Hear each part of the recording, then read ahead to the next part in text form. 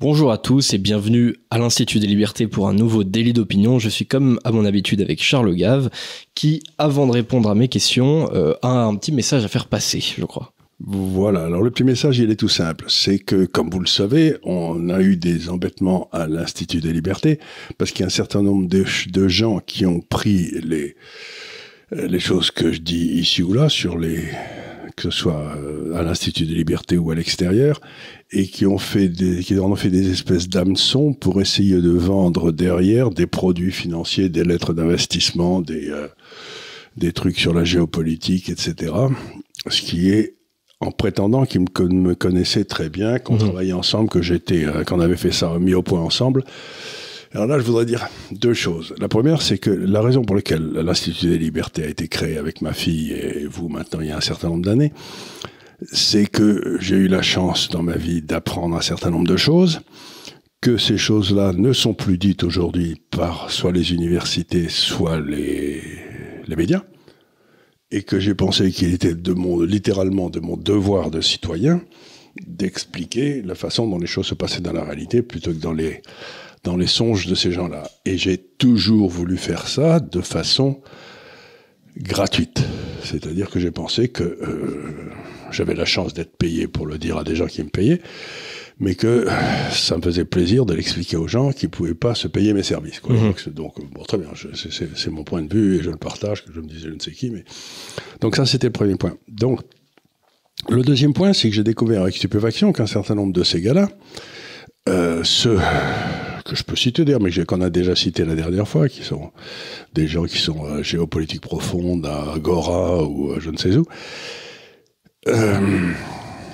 sont soi-disant dans notre camp, comme si je faisais partie d'un camp. Je ne fais jamais partie d'un camp. Je suis partie du camp qui essaye de dire la vérité. Et si la vérité est de gauche, je le dirai. Si elle est de droite, je le dirai. J'en ai rien à foutre de l'endroit où je le dis. Mais beaucoup me reprochent de leur interdire d'avoir accès à ces espèces de pratiques qu'ils font, en me disant, mais ils font partie de nos amis. Et là, je voudrais dire quelque chose, c'est que si mes amis font des choses que je considère comme répréhensibles, ils cessent ipso facto d'être mes amis. Je n'ai aucune tolérance envers des gens, si vous voulez, qui, sous prétexte qu'ils défendent je sais pas qui, seraient, on devrait leur pardonner parce qu'ils font partie du même groupe que moi. Et là, je voudrais dire quelque chose qui me semble essentiel. Je ne fais partie d'aucun groupe. Je considère que mon devoir, c'est de réfléchir par moi-même et pas de m'imposer une réflexion d'un type de gauche ou de droite. J'en ai rien à foutre. Il se prouve que des gens pensent que je suis à droite. C'est possible, j'en sais rien. Mais je ne suis nulle part. Je suis simplement à la recherche de la vérité. Donc, que quelqu'un vienne me dire « Tu fais partie d'un groupe », et donc il faut aider ces gens-là qui sont malhonnêtes, je dis non. Ce sont simplement des gens qui ne m'intéressent pas. Dès le moment où ils cessent, je ne les empêche pas d'aller chercher de l'argent auprès des gens qui trouvent que je suis intéressant, mais pas en mon nom, pas en disant qu'ils se réclament d'une amitié ou d'une complicité ou d'un travail que nous aurions fait ensemble. Donc encore une fois, par nature, je ne ferai jamais partie ni d'un groupe, ni de quoi que ce soit. Je n'ai pas de groupe. Je suis tout seul. Je suis maître de moi comme de l'univers, disait Auguste. Ça m'est égal. Ce que pensent les autres m'indiffère. J'ai déjà assez de mal à savoir ce que je pense moi-même. Oui. Je vais pas m'intéresser à savoir ce que pensent ces gars si je dois leur permettre de faire des saloperies parce qu'ils vont peut-être pouvoir m'amener au pouvoir. Le pouvoir ne m'intéresse pas. Ce qui m'intéresse, c'est de réfléchir sur le monde et d'essayer de comprendre ce qui se passe. Ouais. Et le reste, je ne fais encore une fois partie d'aucun groupe, d'aucun système. Ça m'est égal et je le vomis. Bien sûr, c'est tout à fait normal. Effectivement, on retrouve parfois un discours qui tend vers l'idée que, quelque part, si on est dans un même groupe politique très global, je sais pas si on s'oppose à Emmanuel Macron, si on s'oppose à l'Union européenne, si on s'oppose à tout un tas de trucs, ça nous permet de faire des choses qui normalement seraient moralement répréhensibles ou légalement répréhensibles. Voilà. Bah non. Ce n'est pas parce qu'on a des bonnes idées qu'on a le droit derrière, qu'on est exempt de toute morale, de toute légalité. Voilà. Et donc ces gars-là, je doute pas qu'ils aient des idées brillantes et tout. S'ils ont des idées brillantes, qu'ils les présentent aux lecteurs de l'Institut des Libertés ou aux auditeurs, mais en aucun cas qu'ils ne disent qu'ils ont des rapports avec moi pour qu'on puisse tirer de l'argent de ces auditeurs. Je ne cherche pas, j'ai gagné suffisamment d'argent dans la vie pour ne pas avoir à essayer de plumer les pauvres auditeurs de l'Institut des Libertés, vous voyez. Ouais. Donc si je dis quelque chose, c'est parce que je le pense, c'est pas parce que j'y ai un intérêt. Exactement.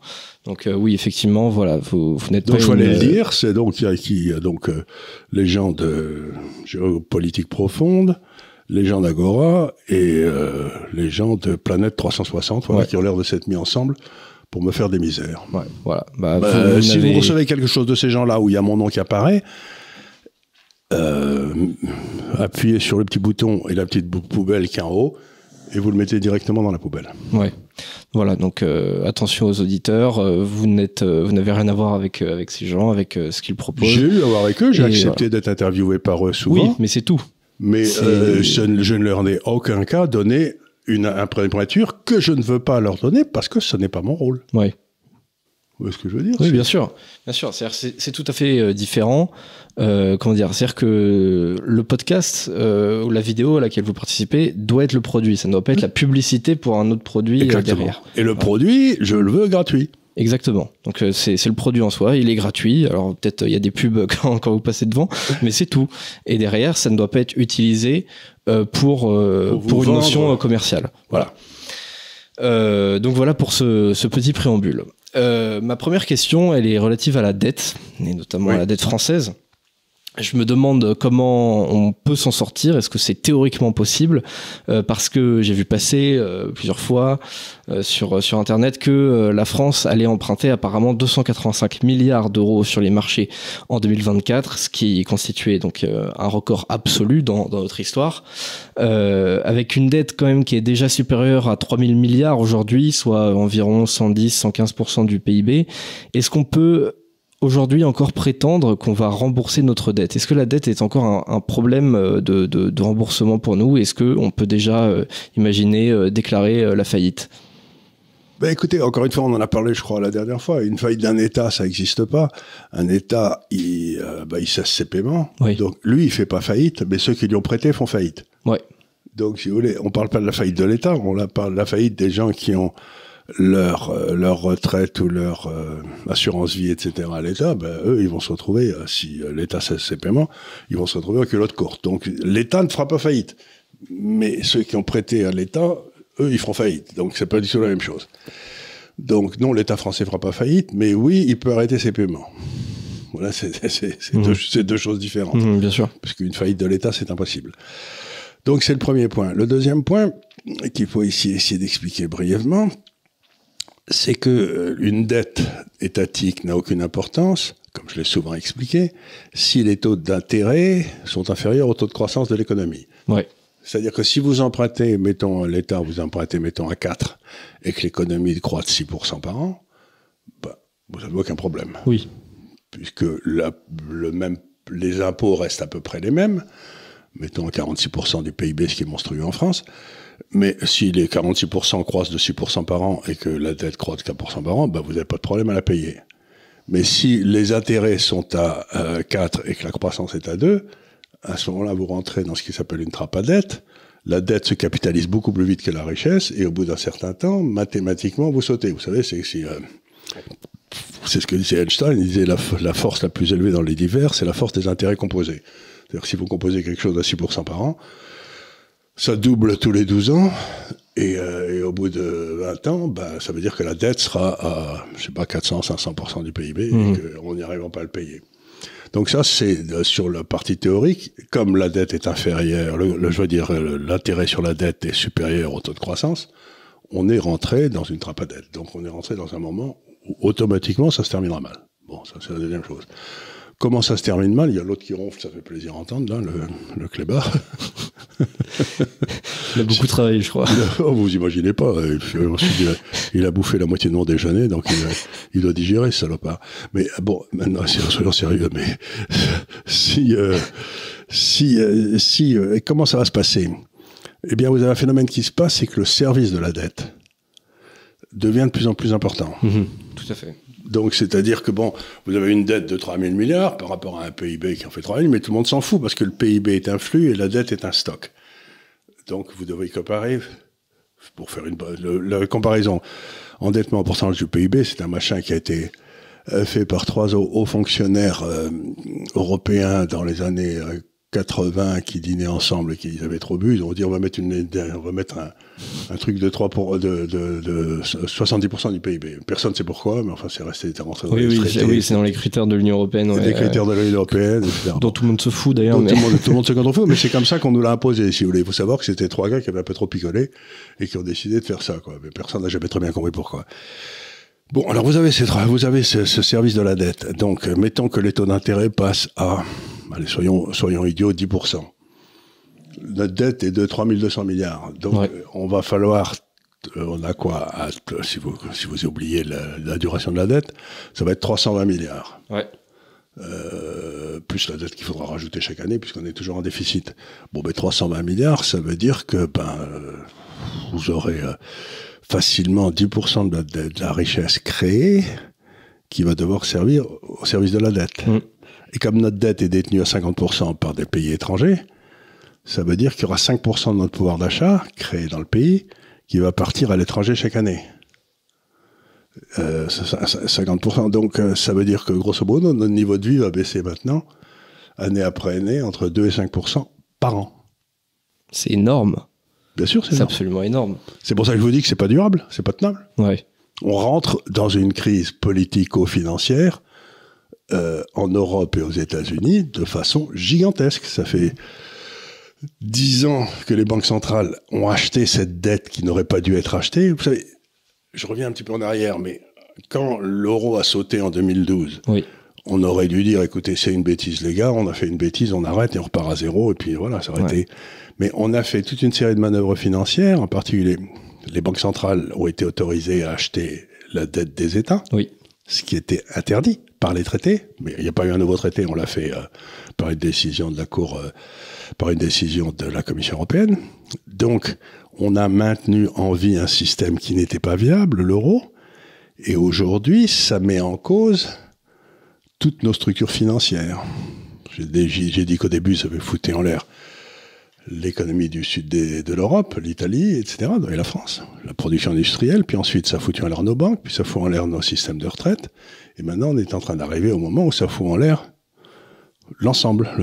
Donc, il est tout à fait évident qu'on va avoir un énorme pet, mais il est tout à fait évident aussi que j'ai pas la moindre idée de la façon dont ça va se passer. Parce qu'on n'est plus dans le domaine de la rationalité maintenant, on est dans le domaine du politique. C'est-à-dire que le politique, comme l'État ne peut pas faire faillite, il va pas payer. Bon, ça c'est d'accord.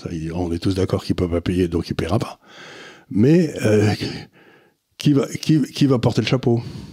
C'est la grande question. Faut bien que quelqu'un assume quelque part. Et quelque part, le seul qui peut payer le chapeau, c'est le consommateur français. Il va falloir maintenant, comme j'ai expliqué souvent aussi, ça fait 20 ans qu'on vit notre niveau de vie et ce qu'on gagne plus ce qu'on emprunte. Mais maintenant, on va plus pouvoir emprunter. Mais il va falloir rembourser peut-être un peu quand même. Et donc notre niveau de vie va être ce qu'on gagne moins ce qu'on doit rembourser. Et donc, ça va faire bobo. Ouais. Donc, c'est pour ça que je me suis dit aux gens, n'ayez rien dans les marchés financiers qui dépendent des États dans les pays de l'OCDE. Alors, il y a quelque chose qui commence à m'intéresser beaucoup, c'est quand vous regardez les performances, par exemple, dans la bourse de New York, des sociétés qui ont comme principal client l'État, c'est-à-dire l'armement, bien sûr, c'est-à-dire les pharmaceutiques, eh bien, vous voyez que ces sociétés commencent à se péter la gueule, mais à toute allure. Ah oui. C'est-à-dire que les gens commencent à se dire, OK, ils ont vécu grassement sur cet argent emprunté, Mais la visibilité de cette capacité à vivre sur l'épargne des autres devient de plus en plus petite au fur et à mesure qu'on avance dans le temps. Donc, je vais m'acheter autre chose. Donc, encore une fois, je l'ai dit souvent ici, mais on a eu l'Union soviétique s'est effondrée parce qu'ils étaient incapables de gagner le niveau de vie des Russes à l'époque. Et ben maintenant, on va voir nos social-démocraties dévoyées, ce que j'appelle le social-clientélisme, où on fait voter les gens en empruntant de l'argent à leurs petits-enfants, ou ce qui est pire, à leurs petits-enfants des pays d'à côté. Et ben, c'est en train d'arriver à sa fin. Et ça va sauter comme l'Union soviétique a sauté. C'est le deuxième mur de Berlin est à la veille de tomber. D'accord. Et vous pensez que ça arrivera, je sais pas, d'ici 20 ans, ou est-ce qu'il faut s'y attendre quand même assez rapidement? Parce que là, on atteint quand même 285 milliards, c'est énorme, quoi. C'est quasiment, bon, allez, ça fait 7 ou 8% du PIB, oui, c'est pas mal. Oui, et ça fait, oui, c'est ça peut, ouais, même une dizaine de pourcents du PIB. Oui, ça, c'est la dette plus, oui, c'est ça, oui. Et ce à quoi, du coup, après, faudra rajouter les intérêts, puisque. Les intérêts sur ces 280 milliards, qui vont être aux alentours de 14, 15, 16 milliards. Ouais, c'est ça. Donc, l'année prochaine, ça nous fait 300. Et remarquez qu'on voit que on est gouverné quand même par des gens qui sont compétents. Le gouvernement vient d'annoncer que l'année prochaine, ils embaucheraient toute la fonction publique 8000 personnes de plus. Oui. C'est-à-dire qu'on voit qu'ils ont tout compris, quoi. On voit effectivement que, alors, l'État a de moins en moins les moyens de se financer, il veut grossir de plus en plus et il s'endette de plus en plus. Au bout d'un moment, on est bien obligé de se dire, ça va avoir une fin. Parce que le budget de l'État, c'est presque 700 milliards. 285 milliards, ça représente environ 40% de ce budget. S'ils ont besoin de 40% d'un budget qui vient de l'extérieur pour assurer leurs dépenses, enfin, je veux dire, c'est absolument énorme. Bah, c'est-à-dire que si vous me dites 40%, donc 60%, je sais pas, mais donc les impôts, ça doit faire à peu près 400 milliards, non, 500 mettons, et le reste est emprunté. Ouais. Donc ça fait, ils doivent emprunter à peu près, je sais pas loin de 40, oui c'est ça, 40% de ce qu'ils dépensent est emprunté. Donc vous allez à votre banque, vous demandez un prêt et vous expliquez que vous vivez déjà 50 ou 60% au-dessus de vos revenus, la banque va être enthousiaste. Hein. Oui, c'est sûr. Donc oui, il y a pas en plus de comment dire de remise en question. Alors ce qu'ils vont faire, c'est qu'ils vont essayer quand vous avez, c'est un problème de flux là dont on parlait, c'est-à-dire et donc quand vous avez des problèmes de flux, par exemple, vous êtes possesseur de dizaines d'immeubles à Paris, si vous réussissez pas à payer votre banque, vous allez en vendre un, vous voyez, c'est ce qui se passe. Donc ce que va essayer maintenant l'État, c'est de piquer les actifs des Français qui en ont. Donc on va commencer à vous parler d'impôts sur les grandes fortunes, bien sûr, ça va sans dire, qui sont déjà toutes sorties de France, ou sauf les plus grosses. Et on va vous parler d'impôts sur l'immobilier, qui a bien commencé, on va vous parler d'impôts. Donc la première réaction de tous ces corneaux, c'est d'essayer de vous piquer vos propriétés, votre propriété. Mais plus ils font ça, qu'est-ce qui se passe à ce moment-là? C'est le gars qui en a piqué sa propriété, il ajuste son niveau de vie en conséquence. Et donc, il dépense moins. Et donc, l'économie se viande. Bah oui. Surtout qu'on a quand même une grosse économie de la consommation. Donc, si on consomme moins, c'est vraiment pire que tout. Donc, boum, boum, boum. Et donc, dès qu'ils font ça, la récession arrive. Dès qu'ils augmentent les impôts, la récession arrive. C'est un truc... Et donc, ils vont essayer de s'en sortir en vendant nos actifs. Mais en vendant nos actifs, ils nous appauvrissent. Donc, on consomme moins. Et donc, les impôts rentrent moins. Et donc, le déficit budgétaire augmente. Donc, je prends un pari devant vous et devant tous les lecteurs, les auditeurs. S'ils font ça, ils vont vous faire des prévisions budgétaires disant que ça va rapporter, je sais pas, quelques dizaines de milliards d'euros et que du coup le déficit budgétaire va monter d'autant. Et à l'arrivée, le déficit budgétaire sera plus important que s'il l'avait pas fait. Donc voilà ce que je veux dire, c'est qu'ils sont maintenant complètement coincés. Mais la bonne nouvelle, c'est qu'ils comprennent rien. Oui. Donc si vous voulez, ils vont continuer jusqu'au moment. Vous savez, c'est l'histoire du sapeur Camembert là, qui en a demandé de faire un trou. Il avait dit, ouais, d'accord, je fais un trou. Et puis, c'était le sergent, je sais plus quoi, qui vient le voir et lui dit, mais alors, et la terre que vous avez là, vous avez mis, où est-ce qu'il demande, le sapeur Camembert, où est-ce que je vais la foutre la terre? J'ai fait un trou, mais j'ai un tas de terre maintenant. Et le sergent, il faudrait que je retrouve le nom du sergent, je connais plus mes classiques, mais le sergent lui dit, ben écoutez, vous avez qu'à creuser un autre trou, quoi. Mais c'est là où on en est, c'est ça. C'est ça, et là, on manque de trous encore. Donc, on va faire un trou, on va dire, avec si on fait de la terre, là, ben faites un autre trou. Ouais. C'est le sergent. Merde, je ne me souviens plus du nom du sergent. C'est pas tellement berge vieilli. À mon avis, ce sera dans les commentaires, ça. Ça à mon avis, on compte sur vous. Dans les commentaires, on compte sur vous. Mais alors, je me dis, quelque part, faut bien aussi avoir une pensée optimiste, même quand il se passe des choses très graves. Je me dis, est-ce que aller au bout de cette logique, c'est pas finalement la condition nécessaire pour avoir une France libérale un jour? Bah, c'est pas du tout impossible. Regardez, on a beau dire ce qu'on veut, mais des pays comme la Hollande, la Tchéquie, la Hongrie, ils ont fait assez peu de bêtises économiques depuis qu'ils sont, parce qu'ils les avaient fait, on leur avait fait toutes les bêtises pendant l'année. Donc, ouais. On va apprendre à cette génération que, par exemple, j'ai lu une étude qui disait que 70% Français trouvaient que travailler c'était pas nécessaire. Ils ne voyaient pas pourquoi on ne leur payait pas un salaire auquel ils ne foutaient rien. Ouais.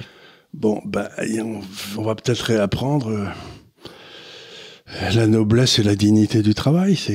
Mais il faut qu'à ce moment-là, on rétablisse la relation entre le travail et ce qu'on gagne. Parce qu'aujourd'hui, si vous voulez, entre les impôts, les trucs, les subventions, etc., il n'y a plus aucun rapport entre le travail que vous fournissez. Oui, bien sûr. Donc, il faut qu'on rétablisse une espèce... Ceux qui travaillent bien auront des vies agréables, ceux qui foutent rien auront des vies pas très agréables. Voilà. Oui. Donc, il faut rétablir cette vieille vérité que on n'est pas... On a été chassé du paradis terrestre et qu'il faut bosser. Ouais. Tu gagnerais ton pain à la sueur de ton front. Et qu'il faut se méfier de l'État parce que en gros, l'État nous prend énormément sur la valeur créée. En nous disant, en gros, moi, je saurais mieux la dépenser que toi, en tout cas pour le bien commun de la société. Le truc, c'est que, en fait, l'État ne sait pas ce que c'est que le bien de la société. Aujourd'hui, et surtout, il est incapable. L'État, le rôle de l'État, ce que tu as dit aux gens, c'est que le rôle de l'État, c'est quand même de faire un cadre juridique qui ne bouge pas, ou qui bouge très lentement, et qui permet à ceux qui créent de la valeur de travailler pour en créer pour l'ensemble de la société. Mais s'imaginer que l'État est capable de créer de la valeur en tant que tel, il faut avoir aucune connaissance historique, quoi. C'est à mourir de rire. S'imaginer que l'État va... Vous avez... Écoutez, je sais pas, je viens d'avoir 80 balais, comme tout le monde le sait. Je suis arrivé à la fac, j'avais 20 ans. Ça fait donc 60 ans que j'entends parler de réforme de la Sécu et de réforme de l'éducation. Et au bout de 60 ans, ils ne sont toujours pas réformés. J'ai jamais entendu parler de réforme de la Sécu ou de réforme de l'éducation en Suisse. Je sais pas, ils n'ont pas l'air d'avoir des problèmes. Ouais. Ou de la réforme. Mais donc, je regarde ça et je me dis, mais ces types, ils sont incapables de gérer une baraque à frites, et ils viennent m'expliquer qu'ils vont répartir ça mieux que moi. Ouais. Mais si je donne, t'as fini, toi. Il n'est pas possible. C'est pas possible, oui. Et si je donne, par exemple, prenons les petites sœurs des pauvres. Vous savez, celles qui avaient les grandes ailettes quand j'étais enfant, là, c'était, quand on les voyait se balader dans les quartiers pauvres, c'était très bien. Je sais plus si elles existent toujours, j'imagine que oui. Elles ont dû changer d'uniforme. Mais les petites sœurs des pauvres, vous leur donnez 100 pour les pauvres, et il y en a 95 ou 96 qui iront aux pauvres. Ouais. Vous donnez 100 à l'État français pour ces opérations de redistribution, il y en a 4 qui iront aux pauvres et 96 qui ira à la machine mise en place. Ouais. Donc, je sais pas, il vaut peut-être mieux qu'on me laisse, moi, décider comment aider les gens qui en ont vraiment besoin. Oui. Et peut-être... Oui, ça laisse toujours moins de place aux dons, en fait. Mais à la liberté. Oui, à la liberté, à la gratuité de certaines choses. Par exemple, encore une fois, je regarde ça, et je me dis, bon, je suis tout à fait d'accord pour que, par exemple, la mairie, dans les communes petites et moyennes, c'est très bien qui sont les passagers clandestins et qui sont les types qui n'ont pas de chance. Parce que les gendarmes du coin le savent, tout le monde sait que, bon, ça c'est une famille qui est pas bien, ça c'est une famille qui a eu des malheurs, etc. Ouais. Et donc, il me semble que l'aide aux personnes les plus démunies devrait transiter par la mairie. Ouais. Oui, c'est tout à fait logique. Parce que quand vous êtes dans une ville petite et moyenne, vous savez, même, j'imagine, dans les arrondissements de Paris, les gens de la mairie doivent savoir. Donc, il me semble qu'il y a une espèce de déviation. Et c'est ce que disait Thomas Sowell, vous savez, cet économiste que j'aime tellement. Mmh. Il disait, j'ai jamais compris pourquoi vouloir garder son argent est égoïste, alors que le piquer à quelqu'un qui l'a gagné pour le donner à quelqu'un d'autre ne l'est pas. C'est assez profond comme réflexion. Oui, tout à fait. Oui, c'est-à-dire, alors vous me proposez mon pognon, vous le donnez à un gars, et le but, c'est qu'il va être élu avec mon pognon. Ouais. Mais il cherche pas à faire le bien, il cherche à être élu. Ouais. Oui, c'est vrai. Donc, la première des choses, c'est arrêtons de dire que vouloir garder ce qu'on a gagné est égoïste. C'est vrai. Et ça fait d'ailleurs le pont avec le sujet suivant, puisque je voudrais parler de la revalorisation des pensions de retraite. En gros, elles seront revalorisées dès le 1er janvier 2024 de 5,2%. Alors, pour une fois, c'est pas la faute à Bruno, c'est simplement l'application de l'article L161-25 du Code de la Sécurité sociale qui impose en fait d'indexer les retraites sur l'inflation. Or, l'inflation, du coup, elle a été calculée à 5,2% sur l'année. Le problème, c'est que c'est une dépense supplémentaire quand même de 14 milliards par an qui va reposer évidemment sur qui ? Sur les actifs dont les salaires, eux, n'ont pas augmenté de 5,2% cette année. D'ailleurs, on rappellera utilement aussi que le revenu moyen des retraités est en moyenne supérieur à 5% à celui des actifs. Donc là, on se dit comment ça se fait que les retraités touchent davantage. C'est bien une moyenne, hein. Bien sûr, il y a des pensions qui sont misérables, mais c'est une moyenne, et la moyenne, elle est 5% supérieure au salaire moyen de la population active. Et donc, eh bien, si on revalorise encore les pensions de retraite, ça va être encore pire pour les actifs, puisque c'est sur eux qu'on les prélève. Hein. Et sachant en plus de ça que, évidemment, les actifs ont beaucoup plus de dépenses à assurer dans la vie courante que les retraités, puisque 80% des retraités sont propriétaires, la plupart d'entre eux, évidemment, n'ont pas d'enfants à charge, enfin voilà, contrairement aux jeunes actifs. Après, ça dépend, il peut y en avoir de plus en plus. Moi, je connais plein de retraités qui, la pauvre grand-mère amène les enfants à l'école, ah non, mais bien sûr, prend pendant l'été dans les vacances. Évidemment. Moi, je crois qu'il y a toute une partie de la société française qui ne survivrait pas s'il n'y avait pas cette relation intergénérationnelle qui passe par l'intermédiaire des familles. Bien sûr, heureusement. Et à partir du moment où on tombe dans un monde où on essaye de détruire la famille, ça devient beaucoup plus compliqué pour ceux qui n'ont pas de famille. Évidemment. Et d'ailleurs, c'est même un problème, je veux dire, générationnel, anthropologique, parce qu'il y a de plus en plus alors c'est plus les jeunes boomers, c'est ceux qui commencent à être grands-parents maintenant, qui disent, ah ouais, non mais moi, j'étais bien content que mes parents, en gros, s'occupent de mes enfants il y a 30 ans, mais moi, je m'occupe pas des leurs, quoi. Là, on a envie de dire, il y a une question. Bien sûr, une question d'éducation, ce qui se passera, c'est que le jour où ils seront enterrés, il y aura personne qui pleurera sur leur cercueil. C'est-à-dire que, vous savez, c'est ce qu'on dit toujours, ceux qui s'occupent pas de leurs enfants, ils vivent comme des rois, mais ils meurent comme des pauvres. Et ceux qui s'occupent de leurs enfants, ils vivent comme des pauvres, mais ils meurent comme des rois, quoi. Ouais. Moi, je sais pas, je préfère mourir comme un roi, quoi. Ouais. Oui, c'est tout à fait logique, surtout qu'en plus de ça, c'est normal. Comment dire, l'éducation, surtout dans le cadre de la famille, c'est un legs, c'est-à-dire que vous rendez ce qu'on vous a donné. Voilà, et vous le rendez pas forcément à la personne qui vous l'a donné, mais vous le rendez à la génération suivante. C'est de la transmission. Et vous parlez à la génération suivante de ceux qui vont l'en transmettre. Moi, je parle à mes enfants, de ma grand-mère, enfin celle qui m'a servi de grand-mère. J'ai parlé, et pour moi, c'est un. Ils la connaissent comme s'ils avaient vécu avec elle, quoi, ou mes parents. Et donc, c'est quelque chose qui est très curieux. C'est le désir de cette nouvelle civilisation qu'on nous propose, c'est vraiment l'homme isolé. C'est-à-dire qu'il doit faire partie d'aucun club, d'aucune famille, d'aucun syndicat, de rien du tout. Il doit être tout seul dans son coin. C'est l'homme. C'est ce que Philippe Muret appelait l'homo festivus. Il doit penser à s'amuser, c'est tout, c'est la seule chose. Bon, mais c'est pas un projet de civilisation, parce que tout le monde est malheureux à en crever, quoi. Parce que je crois, c'est ce que disait Balzac, quand j'ai une grande période de Balzac dans ma vie. Il disait, il y a deux sentiments très forts. C'est chez une femme, quand elle a une vingtaine d'années, d'avoir des enfants. Entre 20 et 30 ans, la femme elle a littéralement besoin d'avoir des enfants. Enfin, d'après Balzac, hein, moi j'en sais rien. Et la deuxième, c'est un homme qui atteint les 55 ou 60 ans, c'est de laisser quelque chose à ses enfants pour continuer à les aider une fois qu'il sera plus là. Mais vous remarquerez que c'est ces deux instincts primordiaux comme ça qui vous tiennent à cœur. C'est ces deux-là qu'on essaye de détruire tous les jours. Ouais. On essaye d'empêcher les femmes d'avoir des enfants et on essaye d'empêcher les gens de mon âge de faire ce qu'ils peuvent pour aider leurs enfants, leurs petits-enfants. Ouais. Et quand vous avez aidé un petit enfant, par exemple, à s'établir ou à faire des études, vous êtes heureux comme un pape. Mais je veux dire, vous êtes content parce que vous avez l'impression que...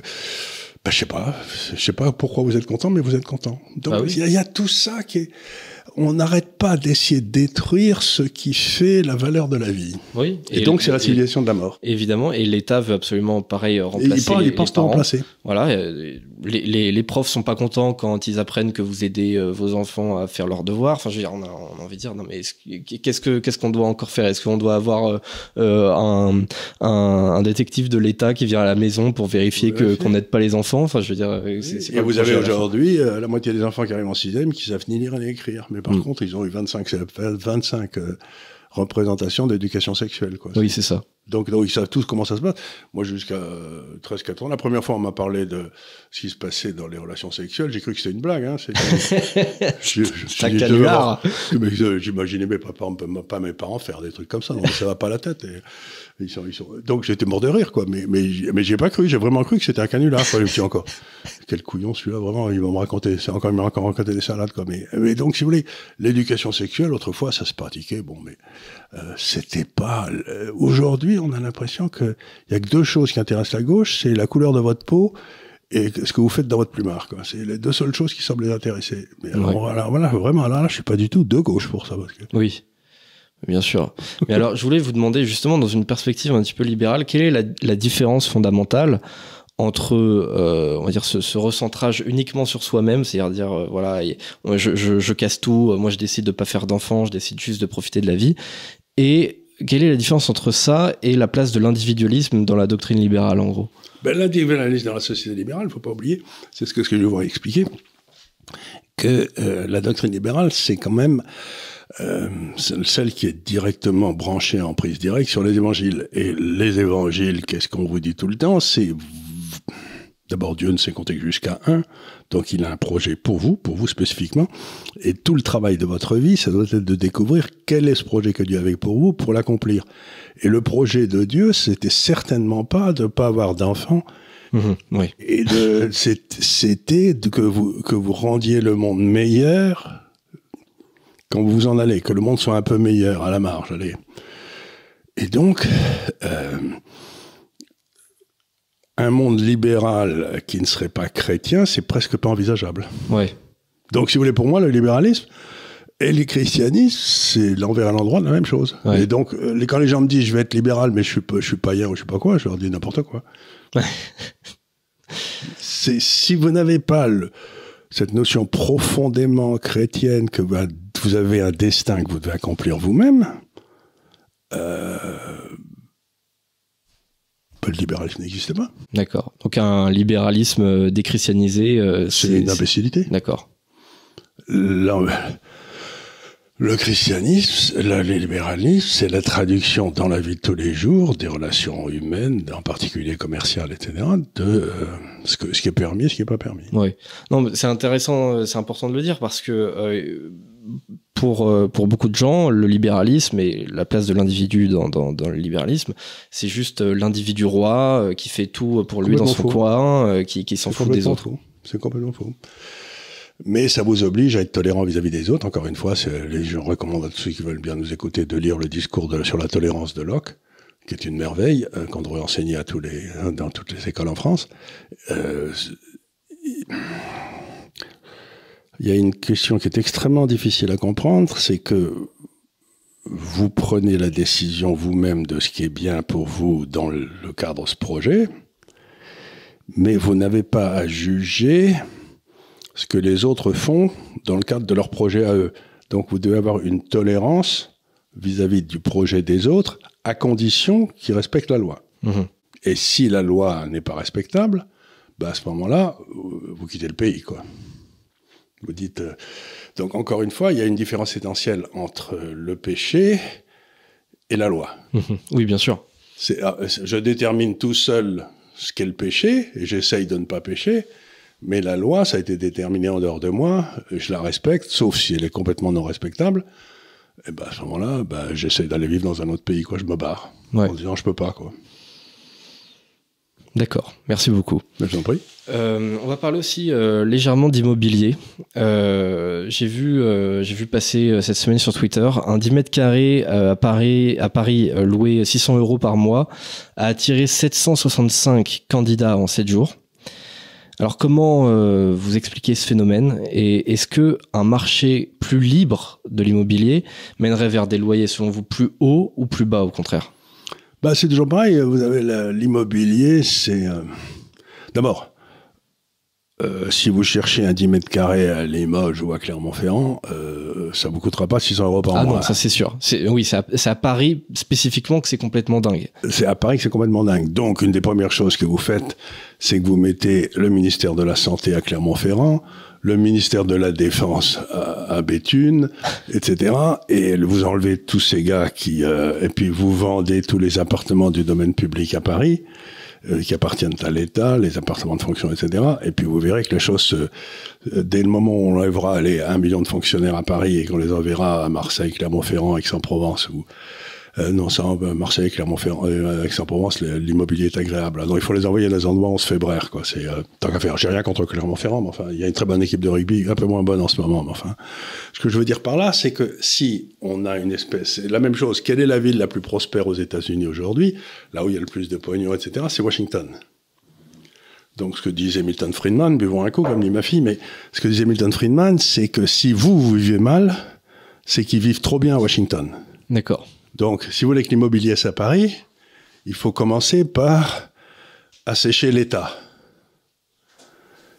Et ce bon Juppé avait trouvé un appartement tout à fait remarquable pour son fils, qui était à un prix tout à fait convenable, mais simplement parce qu'à l'époque, c'est un appartement de la mairie de Paris et que lui, il était sous maire, quoi. Ouais. Donc, il ne faut pas oublier que vous avez deux marchés, celui des gens qui sont près du pouvoir, près des gens qui ont des appartements, etc., qui, eux, n'ont aucun problème à se loger. Et puis, le pauvre étudiant à Paris qui arrive de Toulouse ou n'importe quoi, et lui, il rame comme un fou, il va coucher sous les ponts, quoi. Ouais. Donc, vous avez derrière cette crise de l'immobilier en France, de la location, une corruption qui est absolument extraordinaire, quoi. Donc voilà, pour moi, il suffit simplement d'abord de faire arrêter la corruption et peut-être de permettre qu'on bâtisse quelques logements à Paris. Mais en plus, il y a autre chose qui se passe, c'est qu'on a décidé, pour sauver la planète, de rendre, je crois, à peu près 20% des appartements à Paris inlouables et invendables. Vous savez, c'est-à-dire que si vous êtes dans la catégorie la plus basse, ouais. Parce que vous êtes, votre bien vaut rien, mais ouais. Vous ne pouvez pas le louer ou vous pouvez le vendre, parce que personne ne veut l'acheter, un truc que vous ne pouvez pas louer. Et donc, on a créé d'un seul coup c'était en principe une baisse du nombre de logements disponibles. Oui, et puis en plus, les appartements les plus pourris, c'était ceux qui étaient les moins chers. Hein. Ouais.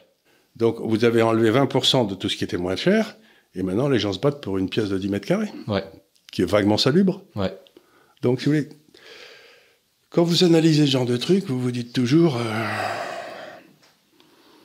Il y a toujours une décision imbécile par un fonctionnaire quelque part. C'est-à-dire que, du coup, selon vous, il y a un marché qui visse l'autre, en quelque sorte. Il y a un marché qui est complètement faux. Ouais. Si vous dites que 20% des... je connais quelques Philippins, parce que j'aime bien les Philippins, puis voilà. Et je connais quelques Philippins qui mènent des vies à Paris, qui sont arrivés à Paris, qui mènent des vies très honorables. Eh bien, ils étaient quand même locataires de beaucoup de ces appartements qui n'étaient pas insalubres, mais enfin, qui étaient un peu des gruyères. Hein. Ouais. Et ben maintenant, ils sont sans dessous parce qu'ils peuvent plus. Mais c'est une histoire de fou, quoi. Donc, on a pris cette mesure de rendre ces appartements insalubres non occupés, mais on n'a rien prévu pour les remplacer. Donc, qu'est-ce qui va se passer ? Le prix des appartements existants va passer au travers du toit. Ouais. Non, ça vous paraît pas logique ? Oui, surtout que comme ils peuvent pas les louer, les propriétaires, ils auront pas non plus envie ils vont pas faire de travaux. Les vendre, ils vont pas non plus faire de travaux, du coup ils vont juste rester tels quels. Ça va devenir des taudis et ça va s'effondrer. Ouais, oui, c'est ça.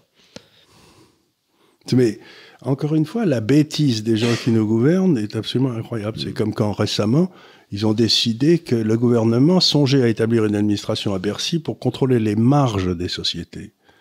Je sais pas si vous avez vu ça, mais alors moi, j'avais pas vu. Vous n'avez pas vu, ça vous a échappé, ça c'est remarquable. Mais là, qu'est-ce que c'est la marge d'une société ? C'est que vous dépensez des tas de choses pour le business, puis vous avez quelques rentrées qui arrivent, et la différence entre les deux, si elle est positive, c'est la marge. Vous voyez, c'est ce que je veux dire. S'imaginez que vous allez dire aux sociétés, vous avez le droit de gagner du 3%, mais pas du 7%.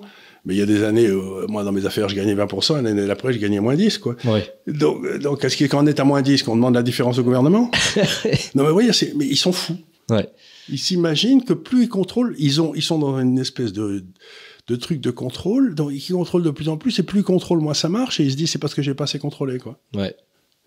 Ils sont fous. Ouais, c'est dingue. Et je me suis dit aussi, parce que à chaque fois, alors très souvent, ceux qui demandent à avoir des 10 mètres carrés comme ça, c'est des étudiants, la majeure partie du temps. Et donc je me dis, est-ce qu'il n'y a pas aussi, surtout à Paris, beaucoup trop d'étudiants? Enfin, je veux dire, il y a des études clairement. Mais on peut mettre certaines écoles à l'extérieur. Déjà, on peut en mettre plein à l'extérieur. Et puis, il y a quand même un nombre de cursus universitaires qui servent à rien, qui est quand même hallucinant.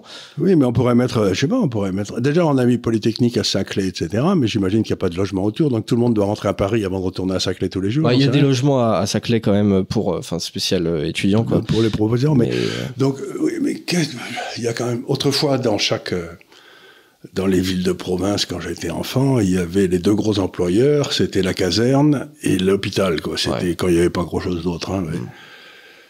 Il n'y a plus de casernes, et les hôpitaux, maintenant, il n'y a plus que du personnel administratif. Mais peut-être on pourrait essayer de mettre, je sais pas, des IUT, vous voyez, il n'y a pas de raison, si ce n'est que les professeurs veulent tous vivre à Paris. Oui, je pense qu'il y a beaucoup de ça, ouais, bien sûr. Et donc, c'est quand même... Et alors, on a fait aussi un truc remarquable en France, c'est qu'on a fait les TGV. Alors, très bien, les TGV. Donc maintenant, on a plein de trains très rapides qui vous permettent de sortir de France où vous avez mis votre argent. Vous pouvez aller en Suisse rapidement, vous pouvez aller à Luxembourg facilement, vous pouvez aller à Londres facilement, etc. Donc, si vous avez du pognon et que vous voulez sortir de France vite, vous avez tout ce qu'il vous faut. Mais si vous êtes dans la banlieue parisienne et que vous devez aller de Saclay à Ménilmontant, ou j'en sais rien, vous pouvez vous brosser, il n'y a rien. Ouais. Les trains marchent pas, ils sont cassés, ils sont en panne, etc. Donc on a dépensé des dizaines de milliards pour faire des trains rapides, alors qu'on avait besoin, dans le fond, d'améliorer grandement les trains autour de Paris, autour de Lyon, etc. Donc on a fait encore un truc pour les riches, et alors les petits gens, ils passent 1h30 dans le train, tout le monde s'en fout, le RER qui pue. Et donc, encore une fois, on fait des opérations de prestige à la faire des opérations qui aident la vie des gens toujours le jour. Ouais. C'est une histoire de fou, quoi. Ça va être de pire en pire puisque l'abonnement RATP va augmenter, le prix de l'abonnement RATP va augmenter de la carte Navigo, alors que, alors moi je constate tous les jours, il y a régulièrement de moins en moins de rames de métro qui arrivent, et souvent les stations sont vraiment très très mal entretenues. Enfin, c'est vraiment. Mais vous savez, c'est le bruit du service public, ça vous coûte de plus en plus cher, il y en a de moins en moins. Ouais. Jusqu'au moment où les gars dans le service public n'ont plus rien à faire, et il n'y a plus de service public, mais eux, on continue à les payer à ne rien foutre. Ouais. Donc, je sais pas, ça me paraît... Je regarde ça avec... vous savez, c'est ma vieille histoire des chaussures en Russie, vous savez, j'ai dû vous la raconter 10 fois, mais... Oui, sûrement, oui. C'est un gars qui doit acheter des chaussures en Russie, alors il va avec un ami français pour acheter des chaussures. Alors il y a marqué chaussures noires, chaussures marron, donc il part chaussures marron. Un bourron, un pou pointu, donc il va vers bourron. Il dit avec des trous, sans des trous, il va sur les etc. Et puis avec lacet, sans lacet, puis il suit ici à la fin. Il voit une porte où il avait tout, et il voit une porte, et pouf, il se retrouve dehors. Et alors son copain français lui dit ça marche pas ton truc. Et il lui dit oui, mais qu'est-ce que c'est bien organisé. C'est ça le service public. Ouais. Vous en avez de moins en moins, ça coûte de plus en plus cher, et à la fin vous avez rien, ça vous coûte la peau des fesses. Et donc vous êtes obligé de vous payer un service privé. La police. Maintenant il y a les gens qui ont de l'argent, ils ont tous de la police privée autour de chez eux. Ouais, tout à fait. Je sais pas, l'éducation. Là aussi vous avez les meilleures écoles qui. Et vous avez la médecine. Vous allez à l'hôpital américain, ce qui vous coûte un bras, une jambe. Et donc on voit très bien petit à petit. Le truc se dégrade, et donc ceux qui ont dans les moyens retournent dans le privé tout en payant le public. Ouais. Mais ceux qui sont obligés de rester, ils crèvent dans les couloirs. Ouais. Pas très réjouissant tout ça. Je voudrais parler d'un dernier sujet. Je cite: au cours des dernières décennies, l'Europe a été confrontée à une combinaison toxique de l'immigration non contrôlée, d'une intégration insuffisante et d'une doctrine erronée du multiculturalisme.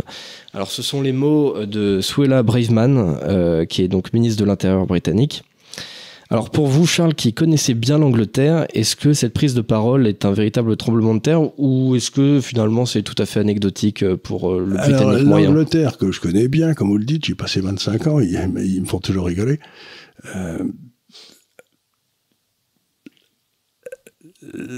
ce qu'il y a d'intéressant en Angleterre, c'est aussi bien sur le Brexit que sur l'immigration, etc. Les débats internes n'ont jamais cessé.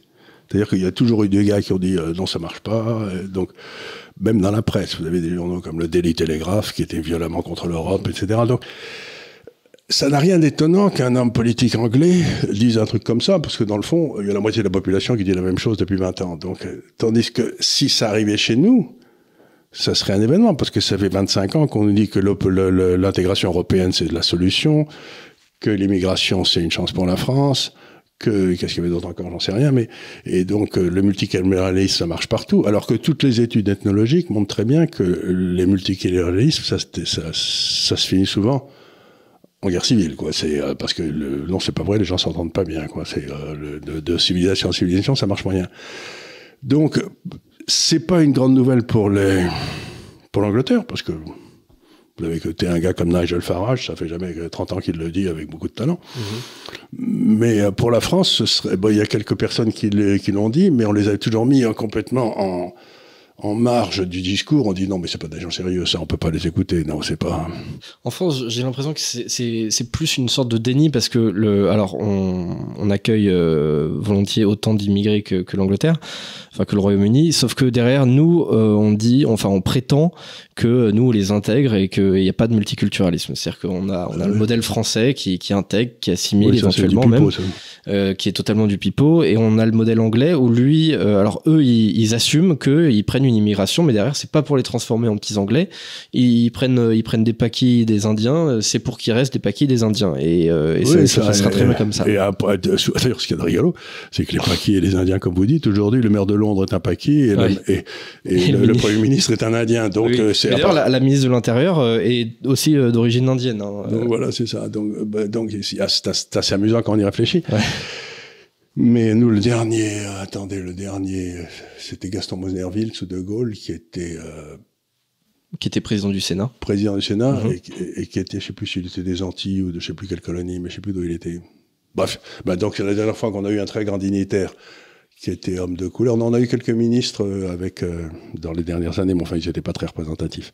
Donc, oui, ce que vous dites est très intéressant, c'est que j'ai participé à une discussion récemment où il y avait un spécialiste de ces questions-là, justement, de la multiculturalisme et tout. Il dit, bon, par exemple, on a une partie de cette immigration qui est noire, importante. Une partie de cette immigration qui est d'Afrique du Nord aussi. Et puis nous, on est, mettons, français. Et il dit, ils ont du mal à s'assimiler entre eux, avec les Français et les gars d'Afrique noire, ou les Français et les gars d'Afrique du Nord. Mais il me dit, les vrais problèmes se posent entre les Noirs et les Africains du Nord, qui ne s'aiment pas vraiment, quoi. Oui, il y a pas. Donc, le multiculturalisme, tout le monde dit, c'est nous qui devons faire l'effort. Mais aussi bien, il va y avoir des émeutes et guerres civiles qui vont se passer entre une partie de l'immigration et l'autre partie de l'immigration, parce qu'ils ne peuvent pas se blairer. Ah non, mais régulièrement, il y a des... Je dis pas que c'est bien ou c'est mal, mais je dis que ça a l'air d'être en train de se passer. Ça arrive régulièrement qu'il y ait des petits conflits qui sont caractérisables d'un point de vue ethnique. Oui. Alors parfois avec des Indiens, des Pakistanais, parfois avec je sais pas, des Soudanais, des Marocains, j'en sais rien, parfois avec des Gitans. Et effectivement, on constate assez souvent que quand il y a des affrontements communautaires comme ça, en France, il y a assez rarement des Français dans l'équation, quoi. Non, il y en avait, il s'était passé quelque chose à Dijon où il y avait, je crois, des Tchétchènes et puis des Nord-Africains qui s'étaient mis sur la gueule comme des fous, et les Français ils regardaient ça en disant, nous on y est pour rien, quoi. Oui. Donc, non, mais on n'a rien à voir là-dedans. Ce que j'essaie de dire, c'est qu'on nous explique que les Français doivent accepter ça. Oui, très bien qu'ils les acceptent, j'ai rien contre.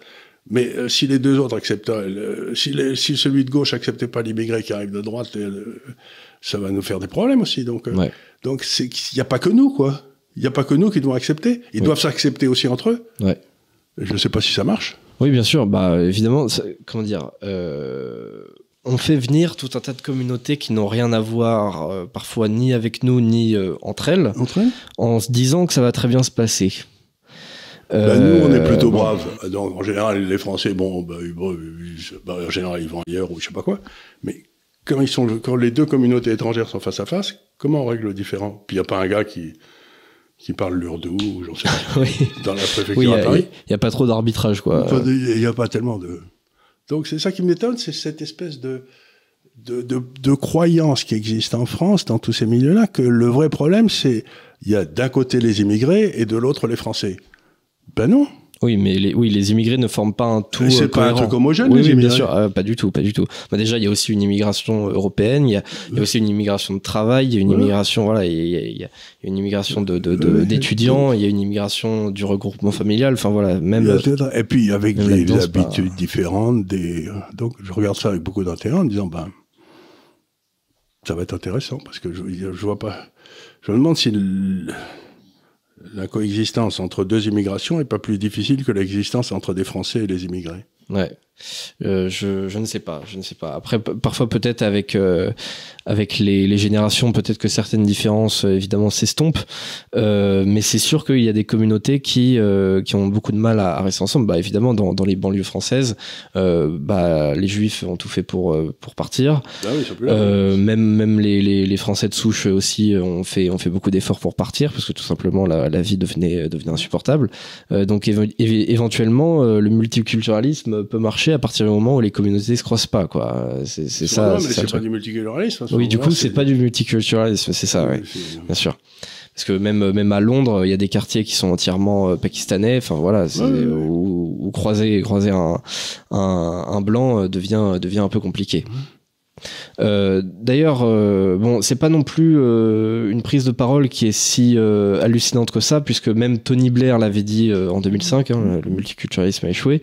Angela Merkel l'avait dit aussi en Allemagne en 2010, ce qui ne l'a pas empêché d'accueillir 1 million de réfugiés en 2015. Donc parfois il y a des paroles, mais qui restent uniquement des paroles. Faut pas non plus surestimer ce genre de prise de ce genre de mots. Par ailleurs, elle a aussi mis en question certains paramètres de la Convention de Genève concernant les réfugiés, puisque elle a dit en gros on peut pas juste accueillir tout le monde dès lors qu'ils se déclarent homosexuels. Or c'est ce que déclare la Convention de Genève. Alors il y a les homosexuels et il y a les mineurs non accompagnés. Oui, exactement. Alors si on fait des tests sur les mineurs non accompagnés, on découvre qu'ils ont tous en général 25 ans, mais qu'ils déclarent 16, quoi. Donc, oui, et en plus de ça, on n'a pas le droit de leur faire des tests. Donc, donc c'est eux qui décident. Ben là, c'est un vrai problème. C'était un problème d'ailleurs auquel s'était heurté Locke, vous savez, mon grand homme sur la tolérance, parce qu'il avait défini comment le royaume devait se passer, et il était arrivé à la conclusion à la fin que les catholiques, qui étaient contre la couronne britannique de l'époque, etc., qui étaient dans le fond, comme ils refusaient d'accepter les lois du pays, ne faisaient pas partie de la communauté. Ce qui était marrant pour un type qui prêchait la tolérance. Oui. Donc, pour lui, l'essentiel pour qu'une société fonctionne, c'était la tolérance entre tous les gens qui acceptaient les règles. Mais s'il y en avait qui, structurellement, pour des raisons religieuses, par exemple, n'acceptaient pas les règles, ipso facto, ils ne faisaient pas partie de la communauté, et donc on devait les traiter différemment. Et j'ai trouvé ça marrant parce que c'était une façon... pour un homme qui a défendu les idées qu'il a défendues, la primauté de la loi, etc., vous savez, c'est intéressant de voir que ce gars-là est arrivé à la conclusion que des gars qui pensaient complètement différemment de ceux qui étaient dans le pays, fallait pas qu'ils y restent, quoi. Oui. Et c'est peut-être une leçon à laquelle on va arriver à nouveau. C'est justement, c'est au cœur de l'antiracisme, c'est-à-dire que aujourd'hui, du wokisme, etc., c'est-à-dire qu'il y a le présupposé selon lequel les sociétés occidentales ont été édifiées avec un certain nombre de règles qui mettent évidemment en avant un certain nombre de principes d'organisation qui sont les nôtres. Qui sont les nôtres, et donc, comme ce sont les nôtres, elles mettent en avant, elles favorisent, pour dire grossièrement, les blancs, les occidentaux, enfin voilà. C'est pas vrai, elles favorisent les gars qui respectent la loi, qui les acceptent. Non mais voilà, mais le truc c'est que eux ils partent de ce principe-là, et par conséquent, ensuite, lorsqu'il y a des millions d'individus qui viennent de cultures étrangères, leur boulot, c'est de faire changer justement les règles du pays dans lequel ils arrivent, pour que eux aussi puissent s'intégrer correctement. C'est comme ça, en fait, c'est comme ça qu'ils voient l'intégration. Mais si ils voient l'intégration à l'envers. Par exemple, sont les règles qui ont souvent existé dans leur pays, qui consacrent, je sais pas, l'inégalité de l'homme et de la femme. dans une religion qui consacrerait l'inégalité de l'homme et de la femme, est-ce qu'il n'y a pas une... Là, il y a une contradiction énorme, bien sûr. Est-ce que nous, on doit accepter l'inégalité de l'homme et de la femme, sous prétexte que ces gens-là, c'est dans leur religion? J'en sais rien, moi. C'est une question qu'il faut poser, non? Évidemment, le truc, c'est que, alors, c'est toujours un petit peu évasif, mais c'est pour ça aussi qu'on arrive à des mesures qui ont vocation à être un peu transitoires, mais même si elles le sont très rarement, c'est tous les trucs de discrimination positive, etc. C'est-à-dire, c'est une manière de dire, tant que notre système ne vous met pas en avant par vous-même, eh bien, on va le faire de manière tout à fait artificielle. Donc, vous êtes, vous êtes issu d'un quartier populaire, eh ben, vous aurez plus de chances peut-être d'être reçu à Sciences Po, du coup, de faire des brillantes études. Ça marche très peu. Ça vient d'être interdit aux États-Unis par la Cour suprême. Ça vient d'être interdit aux États-Unis par la Cour suprême. Mais si vous rentrez là-dedans, vous rentrez dans un problème terrible, c'est que la base de notre civilisation, c'est, comme je l'ai dit tout à l'heure, c'est Dieu ne sait compter jusqu'à 1. Vous êtes complètement unique. C'est-à-dire que on vous définit pas parce que vous êtes blanc, noir ou n'importe quoi. On vous définit parce que vous êtes vous, et c'est tout. Donc, si vous sortez de cette égalité essentielle qui est l'unicité de chaque personne humaine, pour vous faire appartenir de force à un groupe, à ce moment-là, vous rentrez dans les quotas, dans le racisme, dans les responsabilités collectives. Et donc, automatiquement, ça vous amène au camp de concentration dans lequel on met les gars qui sont pas d'accord, qui n'ont pas été d'accord. Donc, moi, je dis aux gens, écoutez, on peut pas être à moitié enceinte. Ou il y a vous jugez la personne sur ce qu'elle a fait, et non pas sur la couleur de sa peau, d'où elle vient, etc. Ou vous la jugez sur la couleur de sa peau et d'où elle vient, mais vous pouvez pas la juger sur les deux à la fois. Et donc, on arrive à une contradiction essentielle, c'est où on retourne à nos racines individuelles, où on est foutu. Oui, parce que effectivement, notre problème, c'est que justement, on a des communautés dans le pays, dont peut-être le Dieu ne compte pas jusqu'à 1, qui ne sont pas de tradition libérale, qui mettent en avant leur communauté avant l'individu, justement. Mais qui sont venus chez nous parce que nous, on était individuels. Mais oui, ils trouvaient que c'était mieux que chez eux. Mais ils viennent chez nous et ils veulent continuer leur truc. Malheureusement, c'est souvent comme ça. C'est-à-dire, vous avez un système qui marche très bien. À côté de ça, vous avez un système qui marche moins bien. Les individus du système qui marchent moins bien ont envie d'aller dans le système qui marche très bien. Sauf que eux, ils ont encore leur mentalité du système qui marche pas bien. Du coup, ils ont envie de changer le système qui va bien en un système qui va pas bien. Ça ne pas qu'à ce moment-là, ils iront dans le pays d'à côté une fois qu'ils auront foutu en l'air celui-là. J'ai très bien vu ça. Ça paraît curieux, ça paraît pas très convenable, mais j'ai très bien vu ça au Liban. Au Liban, c'était un pays qui était au poil, où tout le monde vivait comme il voulait, etc. Et en l'espace de 40 ans, j'ai vu le Liban devenir un chaos. Par excès de tolérance. C'est quand même... donc, ce que disait Claudel, qui n'était pas un de mes auteurs favoris, mais ça fait rien, il disait « La tolérance, il y a des maisons pour ça ». Vous voyez ce que je veux dire? Pour ceux qui ne savent pas, les maisons de tolérance, c'est le bordel. Et donc, ce que disait Claudel, c'est un excès de tolérance devient de la lâcheté. Non, mais à partir de quel moment décrète-t-on qu'un excès de tolérance est devenu de la lâcheté? C'est ça la question. Oui, ou un excès de tolérance peut mener justement au triomphe de l'intolérance. C'est justement le paradoxe de Karl Popper, il en parle. D'ailleurs, il y a beaucoup de communistes qui l'ont compris à l'envers, en pensant que c'était dirigé envers l'extrême droite, alors que c'était beaucoup plus envers l'extrême gauche, et justement les communistes, c'était... Encore une fois, l'extrême droite, elle a... Oui, enfin... Elle a eu ses crimes mais enfin, je pense pas que on peut pas dire que des gens comme Mussolini ou Hitler étaient d'extrême droite, parce que l'un et l'autre venaient du socialisme. Alors l'un et l'autre venaient du socialisme, l'un et l'autre, alors ils avaient des conceptions qu'on peut raccrocher à la droite, mais je pense que notamment l'absence de... En tout cas, ils n'étaient pas libéraux, ça c'est sûr. Ça c'est sûr. Ça.